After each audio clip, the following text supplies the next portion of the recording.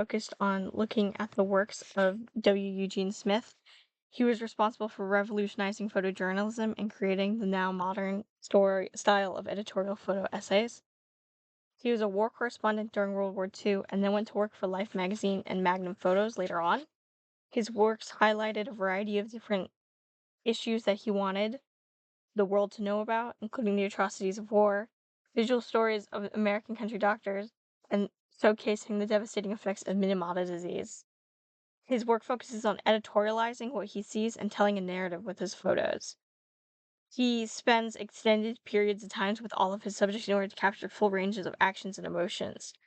All of his photos are shot in black and white and framed in such a way to maximize their dramatic effect, both they're ethically evaluative or descriptive and show the true scale of what he has witnessed. This photo is a picture of the crew of the USS Bunker Hill before an attack. The way he's using perspective is showing how small the soldiers are compared to what their weapons are, but also highlighting that in the black and white, the drama of what is happening in the scene. It is a great way to highlight soldiers going off to war. This is one of his most famous works called Walk to Paradise Garden. The children are being backlit and they're a symbol of mankind emerging from the darkness of the depression and the war and coming out into the new century. It's a great way to show like the world is growing, and he used the effects and the photography in order to tell a very compelling story and narrative. This photo shows country doctor Ernest Serini. He was the sole physician for a community of about 2,000 in Kremling, Colorado. The way that the lighting is top lit is adding dramatic effect to him taking a nap on his surgical bed. And with that, also, the black and white contrasts and makes it more dramatic for him.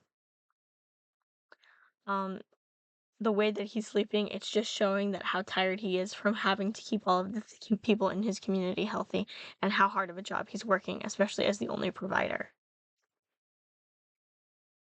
Finally, this photo is called A Warning to the World. It was a part of a larger series focusing on his work in Japan. It is highlighting the effects of Minamata disease. This is a 12-year-old girl who is a victim of Minamata disease due to the heavy mercury and lead poisoning in Japan at the time in the 70s. She was with her mother.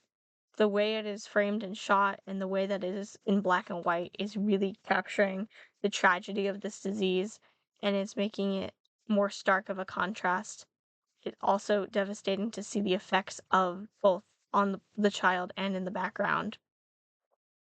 He uses all of these techniques to highlight what he wants to show the world and the dramatic effects of all of these problems that he wants to bring to light.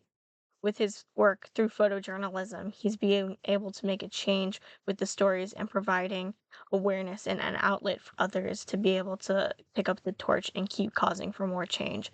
And this is inspiring work.